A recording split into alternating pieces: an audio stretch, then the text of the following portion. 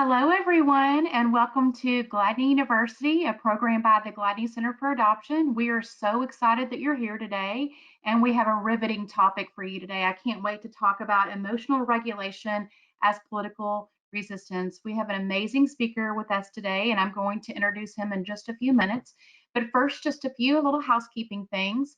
I want to remind everyone that everyone's on mute right now. So if you have a question, please put it in your chat feature and we'll be sure to get to that as soon as possible. Also, I want to let you know that you can go to the Handouts feature on your dashboard and download the deck. Eric, as our speaker, is letting us do that, which is so kind of him. I also want to remind you about CEUs. At the end of this training, a little box will pop up and you just fill that box up and submit. And then you should receive your CEUs in 7 to 10 business days, and they will be emailed to the address that you registered with.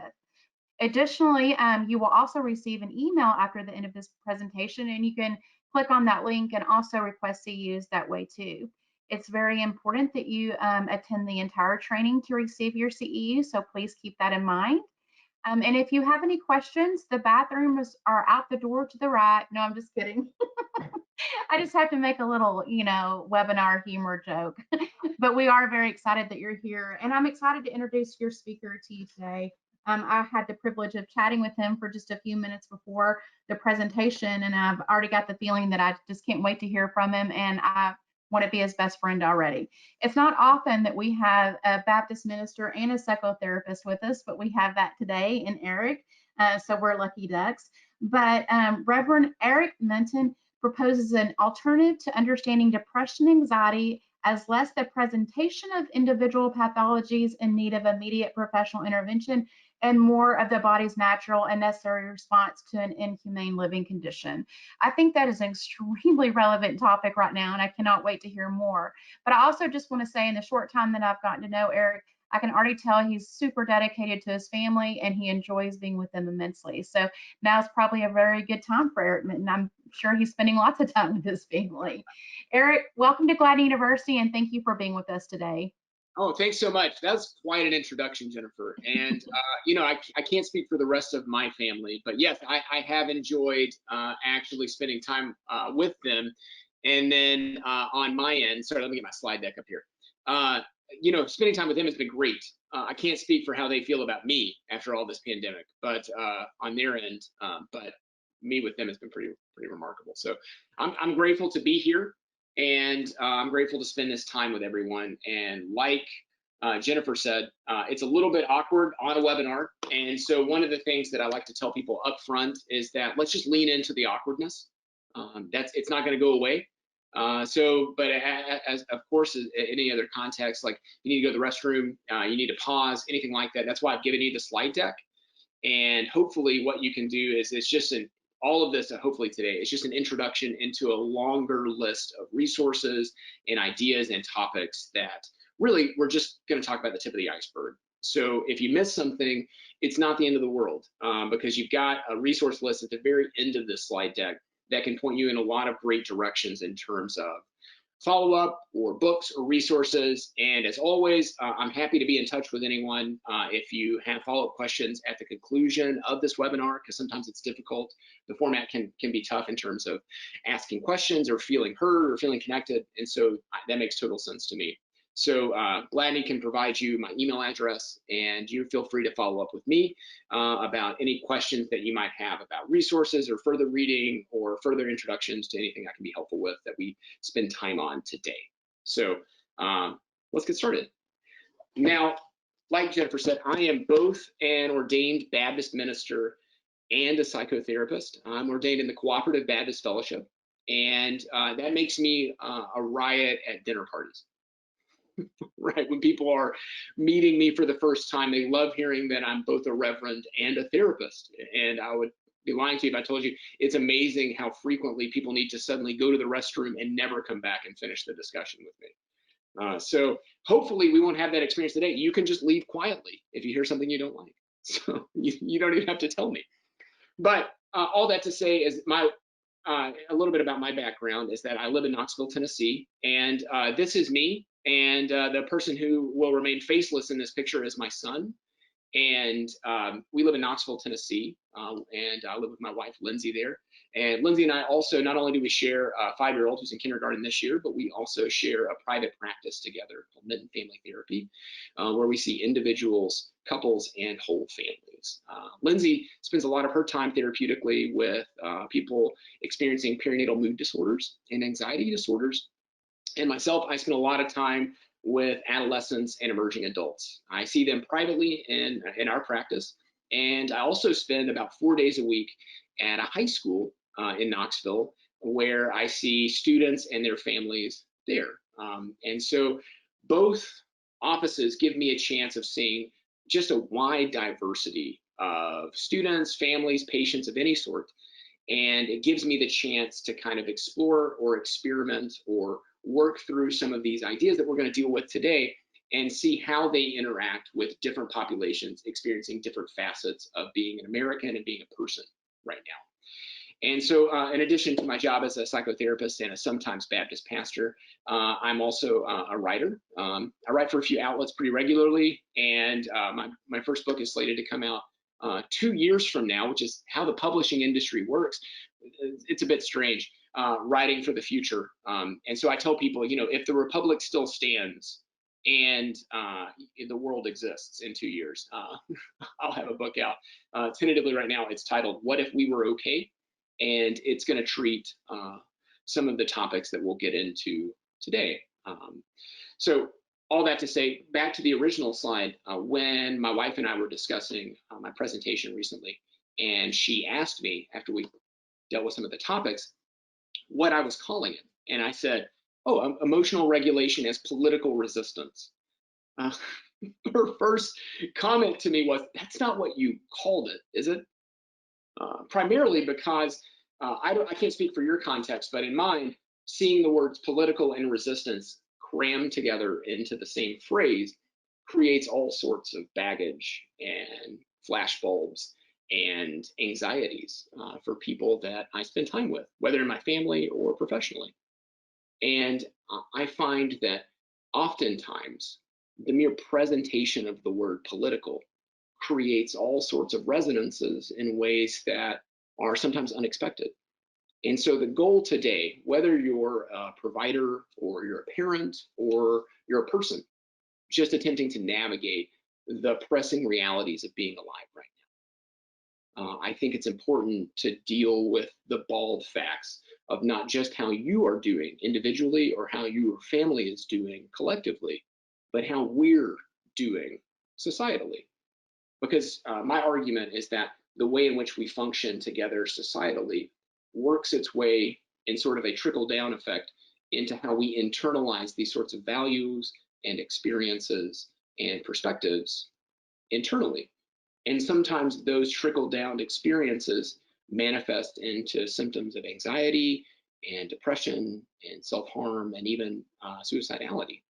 And so for us, my argument again is that if we ignore this socio-political, socio-cultural moment and just attempt to treat the symptoms of it, whether within ourselves or within our patients or within our kids or our parents even, then we're going to miss something really important about what we're all going through at the moment. So that word political and the word even resistance, and again, the pressing cultural climate we're in right now creates, again, all sorts of anxieties around these sorts of terms. But I think if we pay attention to them rather than ignoring them or skirting around them, even as professionals in mental health care, we do a disservice to the people that we are attempting to treat. So I chose those words on purpose, whether or not they have branding baggage attached to them. Here we are. So today, the last bit of housekeeping that I'll offer to you is that at the conclusion of each slide, I'll pause for a second to go back over anything that I may have missed or that has been confusing, because frankly, sometimes they don't make sense. And it's helpful, namely because I can't see you and I don't know your context. If you will contact Jennifer by writing something in the chat box or getting her attention through other means. I don't know if setting your laptop on fire is a good idea, but I'm sure you can figure it out, because that's helpful for me, because then it helps me kind of, how can I contextualize and collaborate with you to make this less of a waste of your because I can't promise that I won't waste your time, but I'd like to make it less of a waste of your time. And so doing that gives us a chance to collaborate together rather than you just listening to me. So I hope that that makes sense or is as clear as mud. But like I said, at the end of each slide, there'll be a brief pause, and that gives you time to collect your thoughts and see if you need to fire something off in the chat box. And hopefully that way, Jennifer can get my attention and I can be present to how I can be more helpful. So thanks again so much for signing up for this, and let's get started. So the broad outline today, again, whether you're a provider, parent, or person, is that we're going to work through less of a really straightforward or specific treatment path or measured steps for how to deal with problem A, and more of, I would argue, a grounding narrative or a lens through which we can better understand our pain and the pain of our neighbors or the people we're spending time with professionally or personally. And so 3 kind of broad tent pegs in the ground that I think help ground us in this sort of way of understanding ourselves and other people right now are empathy, exorcism, and entropy. So I really am a sucker for alliteration, and I love the word exorcism, frankly, because it's so unnerving, especially in a professional capacity. So hang in there with me. The hope is that these words can kind of, again, decenter us for just a moment, but then hopefully kind of create enough clear ground so that we can then maybe be creative together with some possible solutions in the midst of a pretty confusing and pressing time to be alive. So how these words will get fleshed out for us is first we're gonna, the modality or orientation I kind of come through with my patients, whether I'm seeing them at school or I'm seeing them privately, is number 1, I want to listen to their pain rather than treating it or pathologizing it or providing these kind of clinical frameworks around it. The first thing I want to do is just pay attention to it. And the next thing we want to do is we want to externalize the pain. We want to get that pain out of us as quickly as possible, not just so we can avoid or ignore it or get back to work, but so that we can better see it for what it is, so that we can understand it, so that we can see our roles that we play in the midst of experiencing pain, but also the roles that systems and families and institutions play in giving and paying forward and trickling down that pain to us. And the last step, of course, will be number 3, creatively resisting further encounters with this pain. So that's kind of the broad overview that I'd like to operate from today. And hopefully we'll find some ways to collaborate within that together. So step 1, this is an author, Christian Wyman, and he's at the Yale Divinity School in New Haven, Connecticut. And he is also a poet. And he wrote a book several years ago called My Bright Abyss, which was about his battle with cancer. And I think he perfectly encapsulates in this quote, beyond just a clinical pathologizing of words like anxiety and depression, what they feel like with flesh and blood on them. So he argues there's nothing more difficult to outgrow than anxieties that have become useful to us, whether as explanations for a life that never quite finds its true force or direction, or as fuel for ambition, or as a kind of reflexive secular religion that paradoxically unites us with others in a shared sense of complete isolation. You feel at home in the world only by never feeling at home in the world. We're doing this over GoToMeeting. This is a webinar because we can't be in person. And I think Wyman's quote speaks to the ways in which all of us are using the internet in wonderful and connective ways, but that also we have this kind of shared isolation in the midst of it because I'm sitting in an office by myself presenting this to you. And so I think that for all of us, it is important to move past the language sometimes of anxiety and depression and to drill down into what those words actually mean for us individually and collectively. And so I think Wyman does that to us because right now as an American, I would argue there's fewer, more connective or relevant terms than anxiety as useful. Because that is, for me, when I spend time with students right now, anxiety often is mostly the fuel for ambition that Wyman articulates here for us.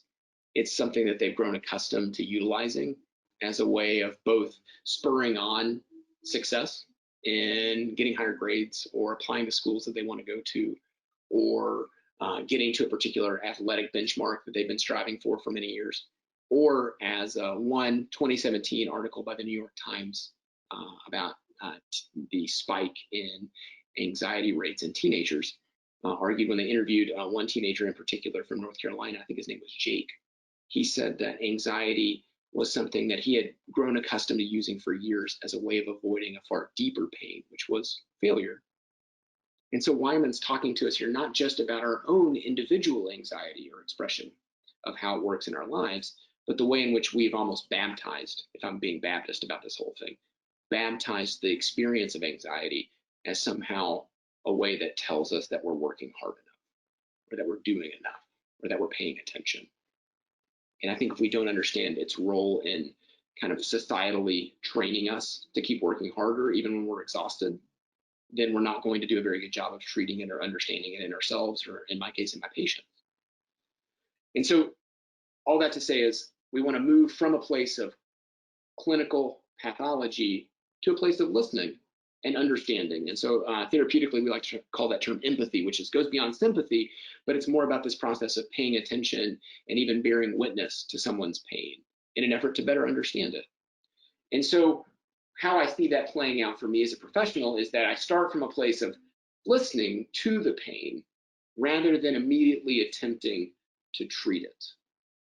And so kind of an enfleshed example of that was when I first started working at the high school. I came across a student who had had a long history of seeing people such as myself, therapists, social workers, teachers, behavior management specialists, all sorts of folks. And this student was particularly well practiced at receiving services. And so when they came into my office, I think the first thing out of their mouth was, and I wrote it down so that I can make sure I got it right, they said, "Oh, well, let me go ahead and get into this because it's going to take you a long time, and I want to make sure you have time to write it all down."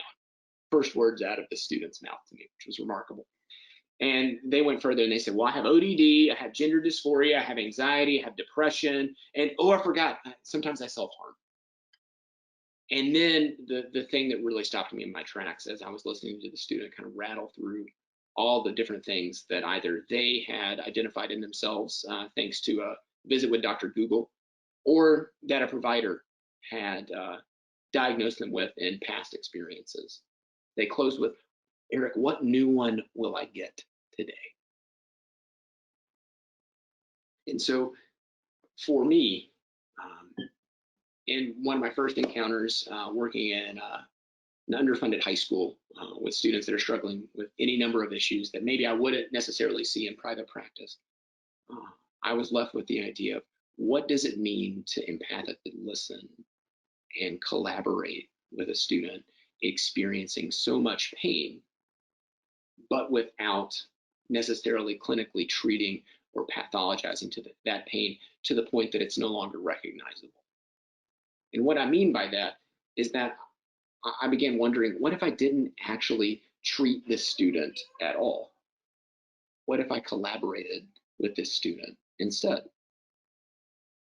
Because I think if we are able to first kind of move past the initial shock or pain or anxiety that accompanies hearing a lot of these clinical diagnoses or the language of mental health care, then one of the things that it does is it closes off our ability to be empathic and to first listen to the pain. Because I think if we do that first, it's amazing how quickly we can get down to what really is going on with people that we're spending time with.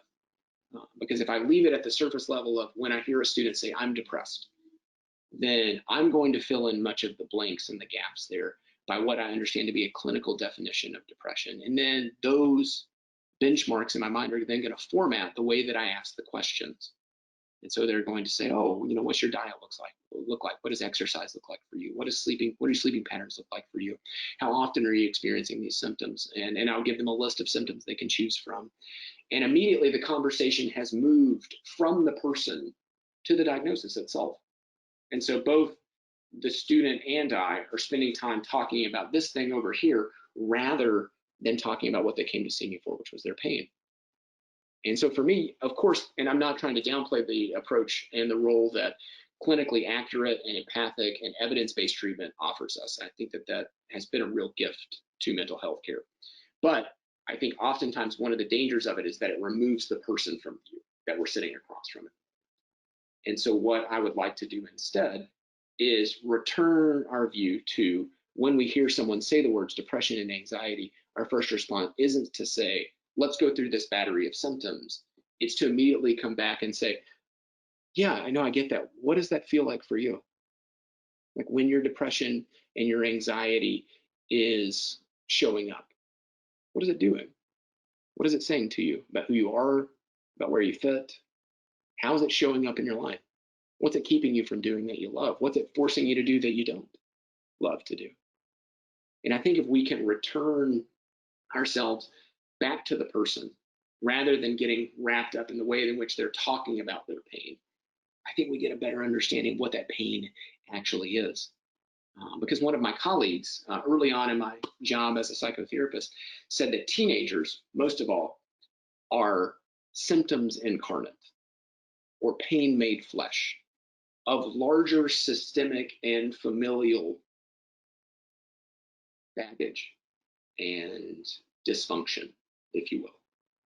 And so what my colleague meant at the time was that when we see teenagers manifesting symptoms like we would say of anxiety and depression, at which point right now there's research that shows us that back in the 2000s, Dr. Jean Twenge, and we'll get into her work, and I've included the citation at the end, she found that students in the early 2000s, as she was tracking depression and anxiety over the 20 years since the 1980s, found that depression and anxiety had risen so significantly that students in the year 2000 were exhibiting anxiety measures of students in the 1950s that we were hospitalizing.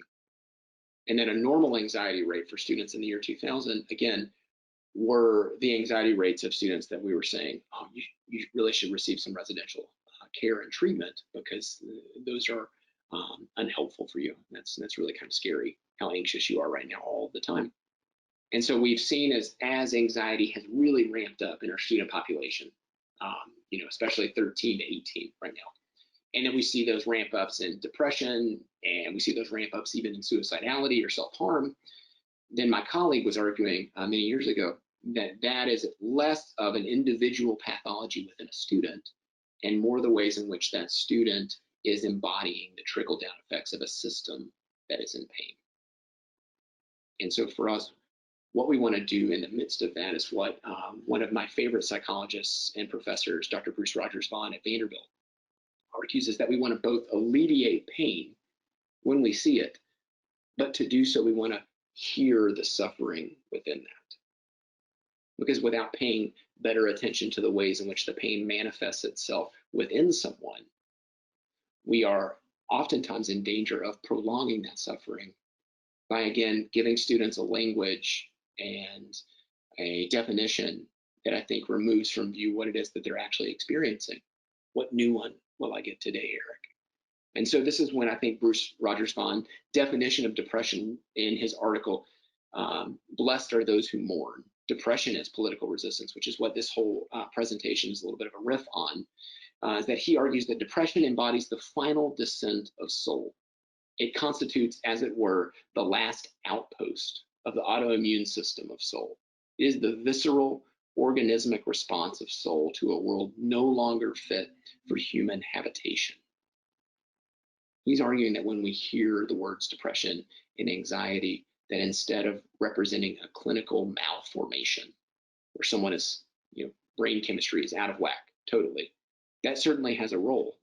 But he's arguing that sometimes depression is the most logical response to an inhumane world, which means that when we see our teenagers exhibiting greater and greater amounts of anxiety and depression themselves, rather than pathologizing them, what if we did a better job of listening to the ways in which the system's pain has trickled down and become internalized in them?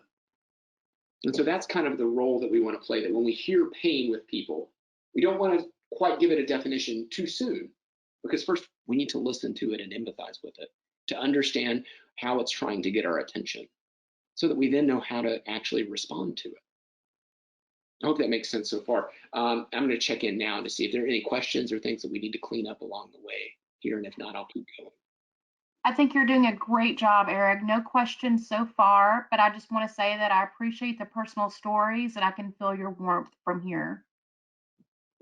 Well, thanks. I'll try not to lose my voice along the way. So let's keep going. And like I said, again, if we need to get back into something, feel free to put one in the chat.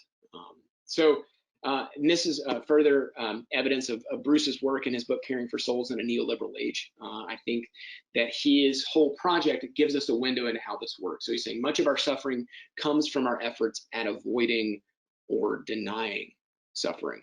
So again, if we aren't able to adequately hear and listen to pain before we immediately seek to treat it, then sometimes even as mental health care providers, we can do a further job of exacerbating that pain by ignoring the ways in which our patients or our students or even our family members or our kids are asking for help. Because not just something's wrong with them, but something's wrong in which the world that they're trying to survive. So by that, I think I want to start with kind of taking us from a person-to-person view and ultimately expanding that out to maybe a 30,000-foot view, and then seeing the ways in which that 30,000-foot view informs our own individual stories, or the stories we tell about ourselves, to ourselves and to others. And so normally, from a medical perspective, we might start with the symptoms people are manifesting whenever they show up. So whether they're, again, like we were talking about before, whether they're depressed or they're anxious or they're overeating or they're getting on the internet in the middle of the night and yelling at people that they used to go to high school with about politics. Whatever those symptoms are looking like now in the middle of this world that we're living, is that there's the tendency, again, to zero in on the way that those symptoms are bad or wrong, when in fact they might just be the logical conclusions of living in a system that really prizes that idea. And so as a trained marriage and family therapist, how I understand that is that systems don't just create or predict the future, but they also give us a way of understanding ourselves and our roles and our relationships in a particular context. So things that make sense for your family, for instance, would not have made sense for another person because they didn't grow up the way that you grew up, where you grew up, or how you grew up. And so for us, if we ignore the ways in which systems or institutions or contexts shape what we understand to be right or good or normal, then we're not going to do a very good job of understanding what those symptoms look like. And so oftentimes, this is what I would argue, is that when you're becoming a therapist, one of the things that we really stress now is being multiculturally competent therapists, which means not immediately hearing something that a patient is saying to us and plugging that into a clinical language that essentially pathologizes or creates clinical judgment around the presentation of something a patient is telling us about their experience or their lives or how they order themselves. Because first, what we need to do is understand, well, what culture are they coming out of? Because in their culture, that might make total sense, might be a really normal thing to express or experience. For instance, in some cultures, making eye contact with a doctor or a medical provider is seen as disrespectful. So then if we, in my culture, not making eye contact is avoidant, and it means that you're not being honest or forthright or that something's wrong. But in other cultures, it's a sign of respect. And so for us, again, systems impact the ways in which we order or comport ourselves all the time. So as providers or even as parents, if we don't adequately understand, well, what school system is our child operating in? What are the demands of that educational structure? What are the demands of the classroom that they're finding themselves struggling to understand? What are the demands even of that teacher and the ways in which he or she orders that classroom that our student or our child may have a difficult time navigating? Or, for instance, as an adult, what are ways in which our own depression and anxiety, rather than being something that's incorrect, are actually right about the ways in which not getting enough sleep, working too many hours, sitting in front of too many screens, eating food while driving in our cars, as I did earlier today, all of those things end up shaping the ways in which we feel.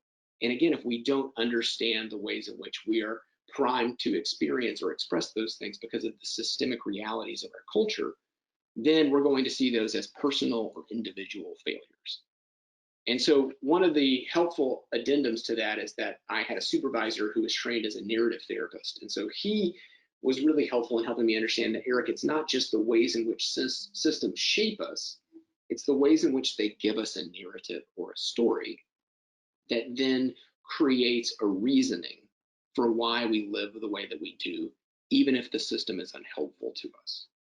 So he's arguing that when we live within a structure that is harmful to us, and we begin operating normally within that harmful structure, the ways in which we keep doing that are because we learn a story about who we are and about that structure that gives us motivation for continuing, even though it's not terribly helpful or enjoyable. And so Friedman and Combs, in their book that's titled Narrative Therapy, they argue that using the narrative metaphor leads us to think about people's lives as stories and to work with them to experience their life stories in ways that are meaningful and fulfilling. Using the metaphor of social construction, which is a philosophical understanding that says we don't understand meaning as existing outside of us, but that we construct it or co-construct it or collaborate on its construction together. That we do that within systems and we do that within individual stories, and that we're always co-creating what our world is and how to make sense of it. So social construction leads us to consider the ways in which every person's social, interpersonal reality has been constructed through interaction with other human beings and human institutions, and to focus on the influence of social realities, not the meaning of people's lives. And so that's a typo I'm reading now. Man, that's a bummer. But all of that to say is that they're saying it's not just understanding things from a system perspective and an individual perspective, but understanding how these two realities co-create things together. That it makes total sense for us to spend days and days on Twitter arguing with people we don't know about politics, while also panicking about the news, and while also continuing to come back to Twitter because it creates these endorphin spikes in our brains that say, oh, maybe there's some new content. Oh, maybe someone's interacted with our post. Oh, maybe somebody liked something that I said earlier. And so we're constantly kind of wrapped up in this system that then exacerbates the symptoms of being depressed and being anxious and being really negative and being despondent and disconnected from our loved ones and our jobs, and even while we're driving our cars. And we do so because there's this story we're telling about ourselves that says that the reality of life is lived on the internet right now, and that who we are as a person can be boiled down to how many people follow our comments or our posts or our feedback. And so there's this whole kind of interconnected idea that we're dealing with all the time. And so that's when I think when Dr. Twenge is noticing that there's a tripling of the suicide rate of adolescents between 2007 and 2017, it isn't just that adolescents have somehow gotten worse. And there is a tendency to do that. And how many articles have you read or have been sent to you about how millennials are the destroyer of everything? That each new generation that's coming after, oh gosh, these kids are the worst. And what we're seeing instead, so it's easy to individually pathologize those things that we're seeing.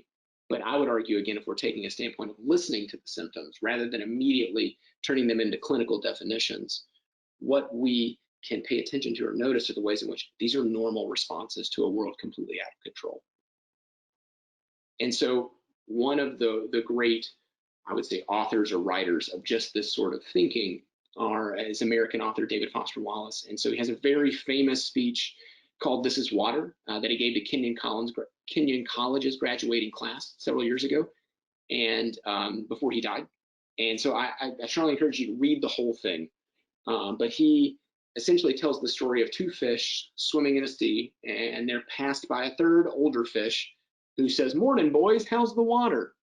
And the fish kind of say, "Fine, fine," and they keep swimming along. And then as the older fish swims out of view, one of the younger fish turns to the other one and says, "What the hell is water?" And so Foster Wallace then spends the rest of his graduation speech kind of unpacking this idea of sometimes if we don't understand both the systemic realities that we live in and the stories these realities teach us about who we are and how we all fit together, then we are doomed to swim along constantly without realizing what water even is. And so I think one author that gets at this most succinctly is Malcolm Harris, and he wrote a book called Kids These Days, Human Capital and the Making of Millennials. And so what he argues is that millennials, if we don't like what we're seeing in them, it is again because they are pain made flesh. They are the manifestations of a system that currently prizes endless competition endless connection, endless checking of email, endless production, endless work with no end in sight. And I think he does a great job here, so I'll get right to it. From our bathroom breaks to our sleep schedules to our emotional availability, millennials are growing up highly attuned to the needs of capital markets. We are encouraged to strategize and scheme to find places, times, and roles where we can be effectively put to work. Efficiency is our existential purpose, and we are a generation of finely honed tools crafted from embryos to be lean, mean production machines. And so as therapists, as psychiatrists, as social workers, but more importantly, as parents and humans, we are trapped right now within a system that prizes competition and scarcity at all costs. And so within that, there are going to be ways in which we are unhealthfully attempting to survive. But sometimes those symptoms or those unhealthy attempts at survival are really just attempting to get our attention. So when we are depressed, when we are anxious, one of the first things that we need to do, like I was saying, is listen to it. Because it might be telling us the truth about what it's like to work in that job, about what it's like to try to send our kids to that school, about what it's like to try to get into that college. And so if we don't understand the larger reality of a system that is essentially what I think several different scholars would call hyperventilating, that our economic structure is hyperventilating because it's mandating competition and productivity and an increase in growth constantly, that all of us are having a hard time keeping up. And so that's why the New York Times called us several years ago the most stressed society in the world. And so if we just treat individuals without understanding why so many people are experiencing such a low level of serotonin in their brains, then I think we're going to miss some of the larger issues that are at play. And so I'll pause here for a second. If I need to go back over anything or illuminate further, I'm happy to do that. If anybody has any questions, just put them in the chat and we'll be happy to answer them. So far, so good though, Eric. Which I think brings us to our next point, which is always a fan favorite, talking about exorcism as a Baptist pastor. So if everybody would go ahead and lay down wherever you are, and I've got a little bit of water left. I'm just kidding. It's a bad webinar joke, and I hope no one is laughing. Mark Fisher, an English philosopher, wrote a book several years ago called Capitalist Realism, and he argues that over the past 30 years, capitalist realism, or this idea that capitalism is an inescapable reality that is, like Foster Wallace would argue, the water in which we swim unknowingly often, that capitalist realism has successfully installed a business ontology in which it is simply obvious that everything in society, including healthcare and education, should be run as a business. And so how I see that kind of, again, systemic structure and the story it tells us about who we are as people, that we're only as good as the next thing that we produce, or the next post that we put up on Facebook or Twitter, or how much we earn, or what our CV or our resume have to say about us, or the last thing that we made. That I think without kind of constantly calling into question that story and the system that demands that it be told about us, then again, we're going to miss the point in terms of the way in which those symptoms are showing up in individuals. And so both as someone who was trained by a supervisor who was a narrative therapist, but also much of my training was done in what we call new contextual or restoration therapy. So there's a new contextual family therapy and there's restoration therapy. And Dr. Terry Hargrave at Fuller Theological Seminary in Pasadena has been very formative for me and my wife in how we understand how do you format and make sense of the pain that people are bringing into the room with you. And so some of this is a way of me trying to combine both the idea that what do we do with the pain from both a restoration therapy approach, and what do we do with the pain from a narrative therapy approach and from a sociological level. And so one of the foundational pillars of restoration therapy and new contextual family therapy is that emotional regulation plays a key role in helping us return back to who we are as people. And so one of the key tenets, whether you're talking about Dan Siegel's work into the whole brain perspective of parenting, or you're talking about the simple biological construct of the fight, flight, or freeze response in your bodies kind of physiological stress arousal. That emotional regulation plays a significant role, again, in returning us to the whole person, returning us into the whole perspective of who we are as people in the midst of stress. So right now, like we were saying before, we live in a system that prizes competition, growth, and constant connection to the internet, or constant connection to our work, or constant connection to our phone and to our email. And so how it keeps us connected is by regularly dysregulating us. And so there's a reason that many researchers call Facebook the race to the emotional bottom, because what it does is it prizes emotionally dysregulating content, because the content that arouses anger, fear, and anxiety in people receives the most feedback on the medium. So for Facebook, it isn't just that they're an evil empire hell-bent on destroying our democracy. I don't think that at all. I think instead it's a medium that prizes connection and constant engagement with the medium at all costs. And so how it gets people to constantly engage with the medium is by dysregulating them with angry and anxious content. And so for us, when I'm arguing that emotional regulation is a form of political resistance, what I'm simply saying in a way that is really alienating to everyone is that if we can keep ourselves connected to who we are, to the truth of who we are, independent of the stories and systems that have told us who we are, if we can return to our center, one that tells us that we are loved and that we live in relationships defined by love and trustworthiness, which are the core tenets of both new contextual family therapy and restoration therapy, then we're able to re-engage all of our brains rather than just that part of our brain when the amygdala gets really fired up by stressful or emotionally exacerbating experiences. So for instance, the example we often use is that if you're hiking in the woods and you see a bear, because I live near the Great Smoky Mountains National Park. And so the first thought in your mind when you see a bear isn't, is that bear a black bear or a brown bear? Is that, what's this bear's natural habitat? Or your first response isn't to look up at the stars and think, wow, they're really close tonight. You know, I think people are made of stardust. No, there's a bear, you leave as quickly as possible, usually by running, and in my case, screaming. And one of the reasons that you do that is that, because again, you know this, you went to 9th grade biology class, is that your fight or flight response has been activated. And because life is complicated, we've added this other alternative option as fight, flight, or freeze, or even I think sometimes I've seen it faint. Because what happens is that, again, the body is in stress, the body is fearful, the body is uncomfortable with what's going on, and so it doesn't quite know what to do. And so for us, if we respond to every experience in our world out of that kind of place, we're only going to respond to what we've done before. We're only going to respond with what we've done before to the moment in front of us. So whatever gets us out of there as quickly as possible, whatever we've learned over years and years of surviving in these systems and underneath these stories that these systems have taught to us about who we are, is what we're going to do every time we're in stress.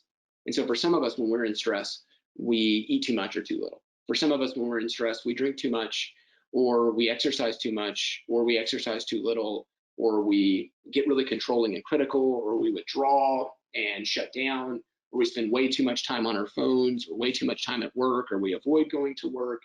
And so for us, again, if we don't do an adequate job of first calming ourselves down and returning ourselves to what's actually true about us in the world, even if that truth is hard, then we lose the ability to be creative in the midst of what are frankly politically and culturally dysregulating times. And so restoration therapy has this concept, or these wheels. One wheel is called the pain cycle and one wheel is called the peace cycle. And in the pain cycle, what we want to do is understand what is the pain? How can we name this pain? What does it look like?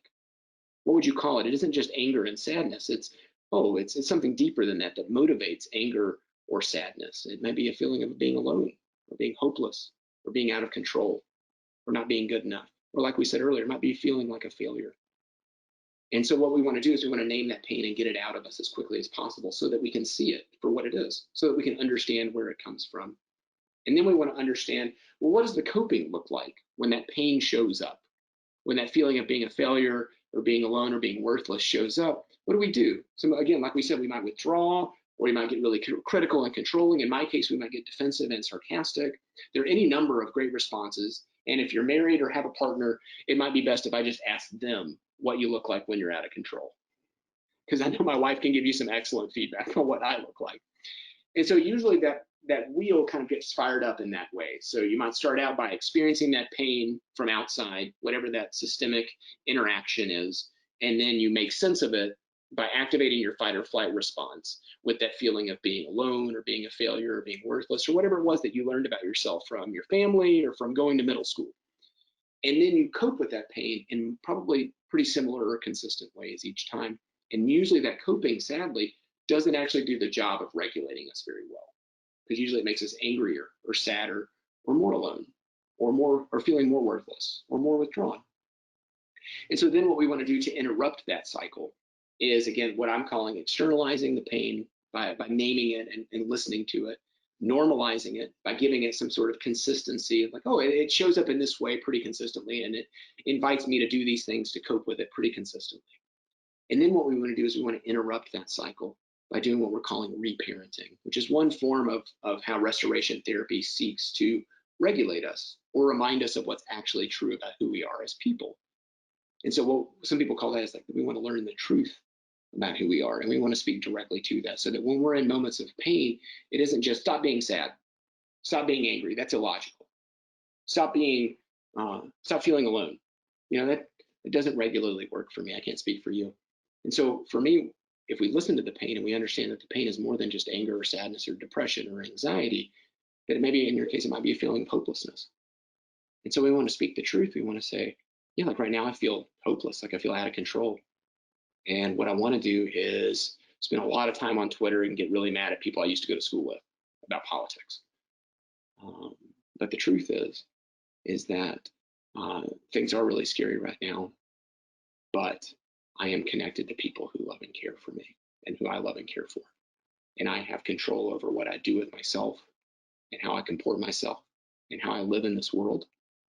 And so instead of just trying to suck out all of the air of the room by spending angrier and angrier and increasingly longer amounts of time on the internet, I'm going to do the next right thing from that place of truthfulness, where I feel loved and valued independent of what I do because of the people that I'm connected to, or if you have a religious tradition that's meaningful to you, perhaps because of the God or the tradition that you're connected to.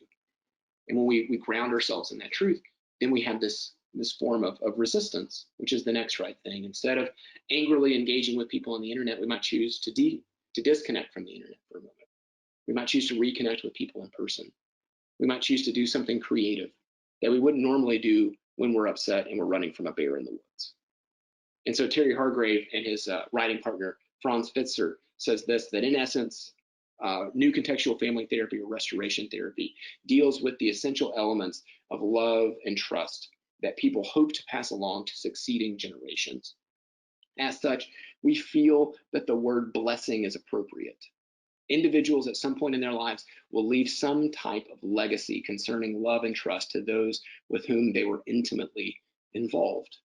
And this is why Hargrave later goes on to call some of his work reparenting, because it's essentially understanding that much of our pain stems not from just the world, but from an attachment-based injury given to us by the people that we come from, or given to us by growing up in this world.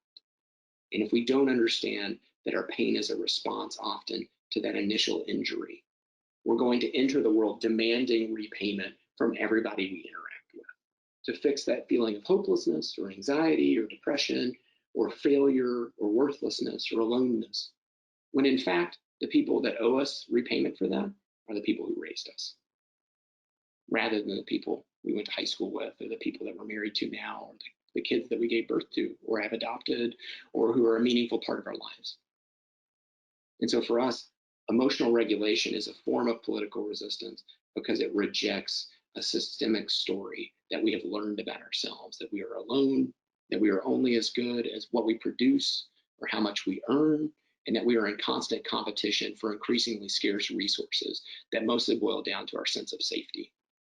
And so if when we experience the pain of living in this world, are able to name the pain for what it actually is and get it out of us as quickly as possible by externalizing it and seeing it, then we're able to do something truly creative rather than something boring that we've always done every time we find ourselves running from a bear. And if any of that doesn't make sense, again, chat box, and Jennifer will interrupt me if she needs to.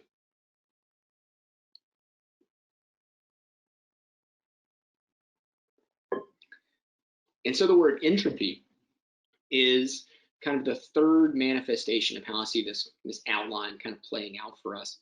And so it's a word, frankly, because I love alliteration, that I had to look up. And so here it is for you on my slides. Entropy is the measure of a system's thermal energy per unit temperature that is unavailable for doing useful work. Because work is obtained from ordered molecular motion, the amount of entropy is also a measure of the molecular disorder or randomness of a system. And that quote is attributed to the online Encyclopedia Britannica, because as I was taught in high school, you're not allowed to use Wikipedia. But that is a highfalutin way, which is what we say in East Tennessee, of doing something weird, which I would argue, like I say at the very top part of this point, that emotional regulation allows for the emergence of creativity. And so what I mean by that is, like we were talking about before, if we're first able to listen to our pain, and rather than just immediately calling it depression and turning it into a serotonin deficit that we medicate and provide psychotherapy for, which again is not inherently wrong, but I think it rushes it sometimes, is that we're instead able to listen to that pain, to understand where it comes from, because some of it might have to do with who we are as people, but some of it, I would argue, also has to do with the kind of environment that we live in and the story that environment has told to us about who we are. And then what we want to do is work to understand how that pain manifests, and we want to get it out of us as quickly as possible and turn it into something else that we can understand and that we can see. And then when we're able to do that, it gives us a chance to tell ourselves the truth about who we are as people. And hopefully at that last point, gives us the opportunity for creative resistance to a system that mandates and often benefits from our emotional dysregulation. And so I had again, another supervisor who was fond of saying, creativity is the soul of liberation. And I added this, but you probably can't get health insurance reimbursement for that. And so one of those things, I think we live within a society where there's a lot of tension. And so there's tension between trying to be an ethical and empathic mental health care provider in my field, and also trying to listen to what my patients are actually asking me to do. And then weighing that with what their health insurance company will ethically and frankly, economically reimburse me for. So I think if we don't take the whole of our experience and understand the ways in which all of us are attempting to be ethical, compassionate selves within a system and an environment that often mandates that we turn people into products, then it can be very difficult to escape what I said earlier, Mark Fisher calls a business ontology. And ontology, again, another highfalutin word of talking about the way in which we understand systemic stories. Like, how do we make sense of the world? What story do we tell about the world? That's an ontology. And so when Fisher calls it a business ontology, that business mindset works its way, in my case, even in the therapy room, where when I'm working with a patient, sometimes in the back of my mind, especially when I'm first meeting someone, one of my first thoughts is, what am I going to tell their healthcare provider? What am I going to tell their health insurance company about what's going on with them, so that they can continue to receive this service and so that I can continue to get paid? And that question, again, not inherently bad or good, it just is. But I think if that's the only question, oftentimes that we're accidentally asking everyone, then we're missing out on, again, what I would call the soul of liberation, which is creativity. And so in what I would call as an excellent definition of creativity as a therapist is in Erickson and Rossi's definition, which shows up in the narrative therapy text that I have put in the endnotes here. And it says that psychotherapists cannot depend upon general routines or standardized procedures to be applied indiscriminately to all their patients. Psychotherapy is not the mere application of truths and principles supposedly discovered by academicians in controlled laboratory experiments. Each psychotherapeutic encounter is unique and requires fresh creative effort on the part of both therapist and patient to discover the principles and means of achieving a therapeutic outcome. I love that definition. because it essentially says to us that every encounter that you have with a therapist is like improv, where you're bringing who you are into the room. Your therapist is bringing who he or she is into the room, and you're trying to pay attention to each other in ways that are really, really helpful. And you're trying to spend as little time as possible doing things that aren't helpful. And that, friends, I think is one of the most important gifts that therapy offers to us, is that it's a collaborative, improvisational space where people are able to calm themselves down for long enough with another human that they're able to see alternative possibilities that were before now out of view because we were so upset and anxious and depressed. Therapy, in my mind, is just a quiet way of collecting yourself with another person so that then you can do something brand new in the world. And I think for us, the more that we're able to stop internalizing the pain of being an American right now and taking responsibility for it, because those above us refuse sometimes to take responsibility for it themselves, is that it trickles down and it lands on us, just like it lands on those teenagers that I see at the school and in my private practice. And when I work with them, especially when they're in situations where their parents are going through a divorce or a separation, that one of the things that happens is this term that sometimes therapists call parentification, which is when teenagers become parentified or turned into co-partners or co-parents with a single mom or a dad or whoever, or a single guardian, because the other guardian or parent or partner has left. And so the kid fills the gap in the system because it has to, because we would argue as family therapists that the system has to find an equilibrium and the pain has to rest somewhere. The symptoms have to rest somewhere. And so right now, as Americans, we're in a system that is kind of out of control, arguably. And so the pain has to rest somewhere.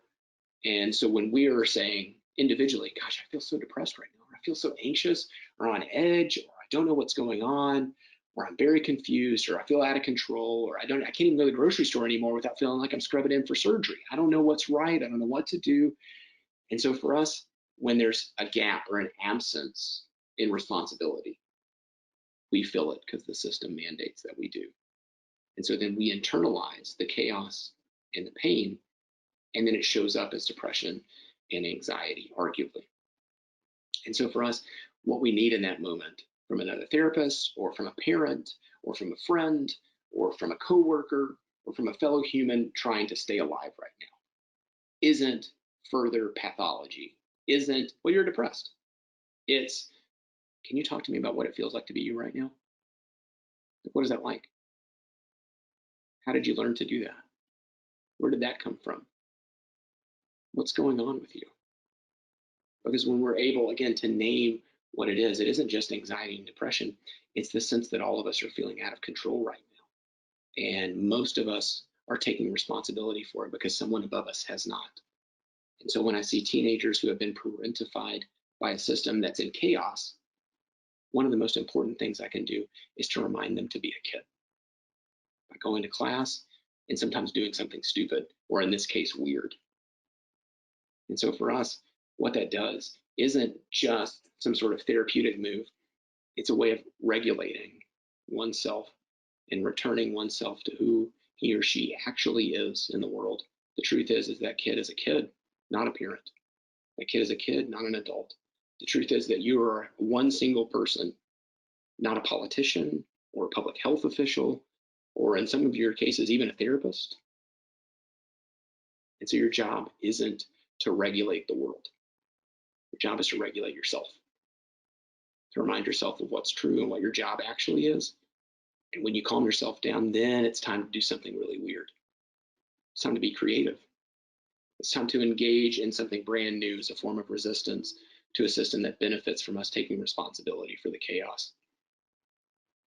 And so if you hear nothing today other than take care of yourself as a form of resistance to a system that mandates you're not okay, because it's easier for this system if the bad guy is you, if it's about individual failure rather than a collective failure to take care of all of us, then one of the most important things we can do in the midst of that is to reject that story or that narrative and write a brand new one together. And so how we do that is by staying engaged with people that are meaningful to us, by maybe religious or philosophical traditions that make sense to us. Maybe it's seeing a therapist or a mental health provider that can remind us of what's actually true and bear witness to that truth in the same room with us together. And heck, maybe it's just not getting on the internet as much as we wanted to. I don't know what it looks like quite for you, but my hope is that in taking care of yourself, in parenting yourself in the way that you always needed to be parented, in rejecting stories or narratives that mandate that you take control and that you take charge and that you keep working and that you keep growing and that you keep self-improving and that you never stop, that when we reject all of that, we get to create a brand new world together. And it gets to be something really weird, which is desperately needed in a world right now that's out of control because everything's going the way that it's supposed to go. So, like I said, these are some of the endnotes that you have available to you in your slide deck that hopefully can introduce you to a whole new world of possibilities for understanding the ways in which your pain shows up in your life. And like I said at the very beginning, if you have questions, comments, confusions, I understand that.